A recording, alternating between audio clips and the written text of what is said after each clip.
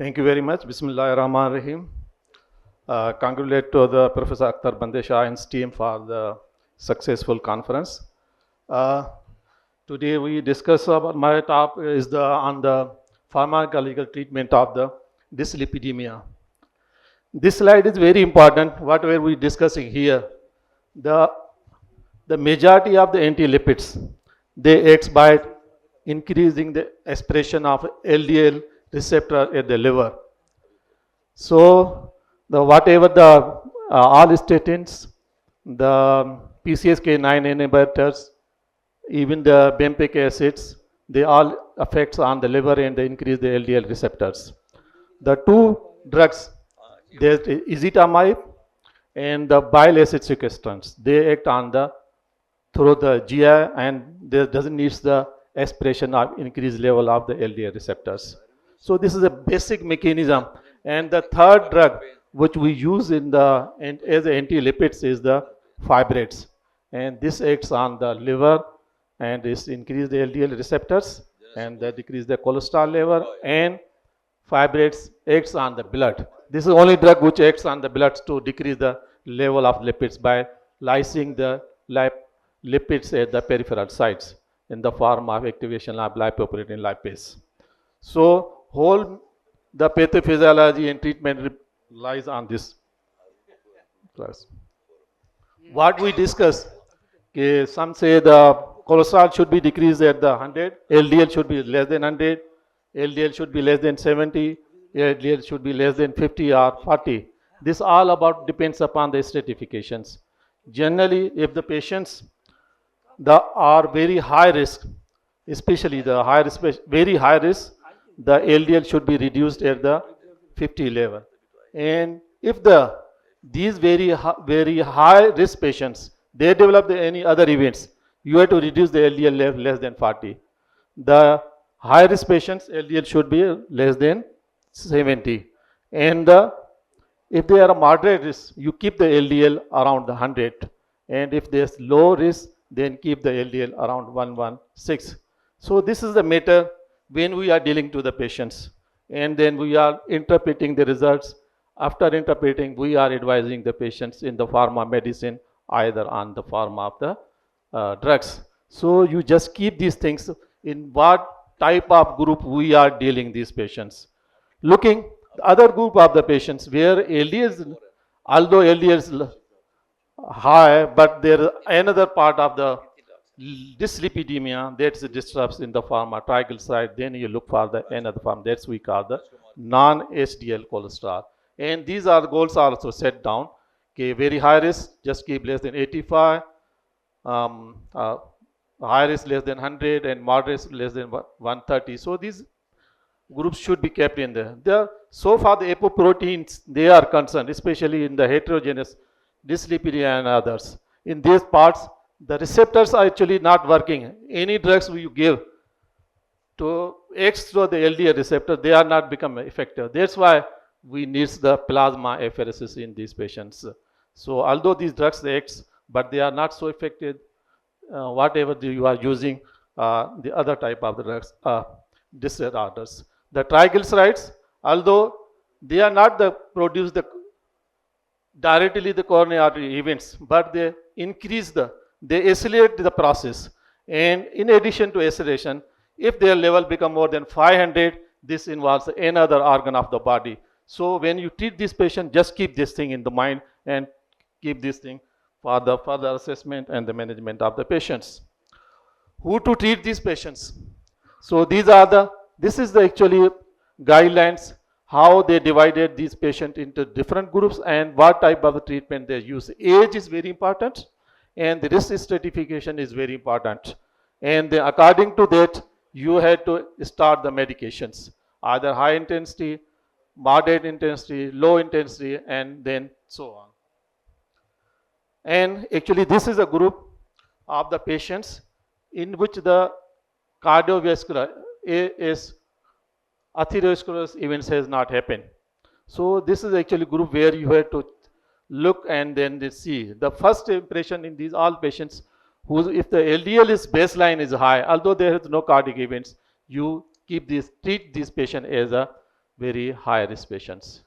And second group is that if the 10-year risk calculator, if you calculate the 10-year risk, if it is more than 20, this also group of the patient who needs the A is a high risk patients, and your target should be the dealing like this way. Only the problem occurs in this type of the groups, either Framing risk score or the ASBD risk score. In the Framing, they divided this group less than 10, they are low risk patients, and 10 to 20 is a moderate, and more than 20 is the high risk patients. But here in the less than 10, they divided into two groups. Less than 5 is the low risk patients, while the 5 and in between the 7.5 is intermediate borderline type of the groups. How you counsel these patients and what is your target in this is very important. Either you start the medication in these patients or you just give the lifestyle modification. So if there is this group, and then you look this part of the ASBD risk enhancers. If these are present and the patient is in the group of the intermediate risk, then you start the moderate risk therapy. But if these risk factors are not present, then you do some other test, that is the calcium scoring. And the calcium scoring also help out. If that's more than 100, then you start the medication. If it is between the 100 and the 99, then you keep just medical therapy. And less than, they are go into the low risk group. The other group just between the 7.5 and it's between the 20. Then this here the enhancer and the CSE calcium scoring is needed. Although this group needs the anti-lipid therapy in the form of moderate intensity. But if you are like to give this patient the high intensity therapy, then you look for the enhancer or you take the help from the coronary artery calcium scoring. So this group will be highlighted, and then you start the treatment in these patients according to their protocols. So what are the calculator? What things should be seen in the ASBD risk calculator? So this all list is again, we discussed the HDL is also important when you are assessing the risk. Systolic blood pressure, either diabetes, smoking, and the age and sex, they are also important when you are stratifying the patient for the treatment as a primary prevention. So this slides actually shows a majority of the patients, we start the anti-lipids, they complain of the symptoms of the muscle pain, and then how you deal these patients. So CK level is very important, and the other is the symptom and signs of the muscle in the form of rhabdolysis and the blood in the urine, that indicates the rhabdomyolysis. There's another group, but this group CK level is important. How to confirm this is due to statin therapy or due to some muscular symptoms. So stop and then see the symptoms persist, then you start the second line treatment. If they improve or recur, then you start the low dose. Second type of statins. One statin, they have the more side effects in the form of muscle, especially rosuvastatin. Then you think about the second line treatment, that is atorvastatin. And if the symptoms recur, then you think about the third type of the statin, which have the less effects, like the simvastatin group. In addition to that, you give the alternate therapy in the form of high statin therapy, either 2 doses in the per week or 3 doses per week. So in order to treat this type of the group of the patients.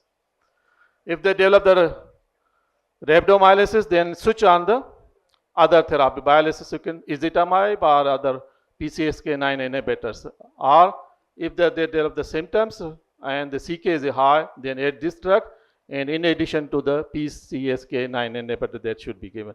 But remember, up to now, the PCSK9 inhibitors are used for the very high risk group and the high risk group and the familial dyslipidemia. So remember, these are not used for the moderate risk or low risk patients, or moderate risk are the. So just keep this thing in the mind. When you use, because the PCSK9s, its cost is very high, and they have some side effects in addition to benefits also. So these are some slides, what guidelines say, the already discussed. High risk, low risk patients, what is your second line treatment? If they are not respond, again the ezetimibe, then they give the PCS, and then bempetic acid. These all remind the previous flow chart. This slide shows how the statin work. The low dose, moderate dose acts maximum, produce the maximum effects.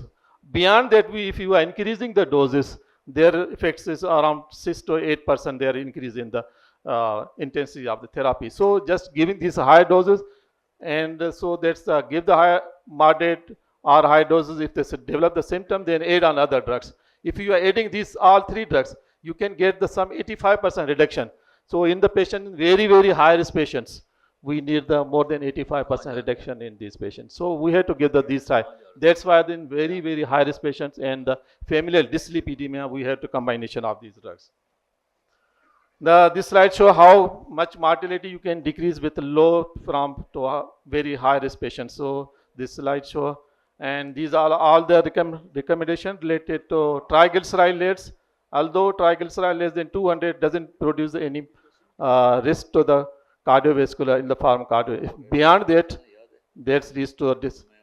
And a few slides regarding to special population, and this already we discussed what guidelines. These are class 1 recommendations, especially in the children's. In the children's, you keep the lipids. They are in the form one more than 150 milligram per dl is the important, and adults is more than 190. So they count as the very high risk patients. So these all these related to this, and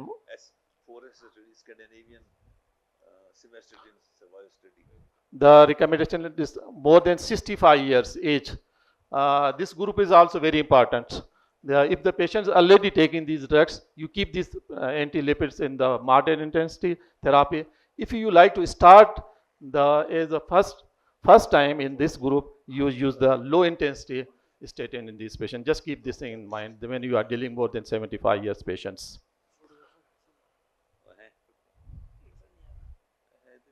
Diabetes, this is very important. This is also important. If patient is diabetic and the age of the 40 to 75, so reduction is 50%. So keep the LDL less than 55. But these patients, you can put these diabetic patients in very high risk also. If there is other risk factors in addition to type diabetes, like the duration of the diabetes, if they have the renal dysfunction or the CSE calcium score is high in this patient. So if they belongs to that, then you bring the cholesterol LDL level beyond that also, less than 50%. And so this, if they are not controlled, these are the class 2B and the same flow chart, not responding to the high intensity, then add the ezetimibe and then go on. And this slide shows the acute coronary syndrome. We already discussed about the target should be the less than 70, 50 and 40%, depend upon the moderate in risk, high risk, very high risk, and very high risk. That's very important. Just keep in things in mind, and then you add the factors. Percutaneous therapy in PCI, this patient belongs to the very high risk patient, the same protocol. And stroke patients, they belongs to the very high risk patients, so their protocol should be same. This group of the patients, either valvular heart failure patient, if there is no ischemic cardiomyopathy, don't use the statins. This is a class 3 recommendation. You will harm the patients. And the valvular heart disease, don't use the statins unless there is a indication for the ASVD risk factors or other things they are present. Don't use for the treatment of the valvular disease. Valvular disease, AS patient with familial dyslipidemia, and you are thinking this is due to that, then you add that things. So AS non-ischemic heart failure patient, don't give any statin drugs in these patients. Chronic kidney disease group of the patients, this is also very important. 3 to 5, grade 3 to 5 renal failure patients, they need the statins, very high intensity therapies. But remember, if patients are on dialysis and there is no ASVT risk, don't give the statins. That's very important. And this will be the class 3 recommendations. No ASVT risk and patient in dialysis, don't give the statin. So this will further deteriorate the condition of the patients. ASD risk, they are present on dialysis, then use the statins. Peripheral arterial disease, this belongs to the very high risk patients of group, and then all 3 lines of drugs you can use: statins, ezetimibe and the PCSK9 inhibitor are the less the bempedoic acids. So this is all that my take home message. So when you dealing these patients, risk study by the patients, either this patient belongs to very high risk, very high risk, moderate risk, low risk, and so far the primary prevention is concerned. Though if LDL is more than 190, risk is more than 20%. These patients actually needs the high intensity therapy, while the intermediate group, they needs the risk stratification. Look for the risk enhancers and take help from the CT scan in the pharma calcium scoring. So thank you very much for this. Thank you very much. Thank you.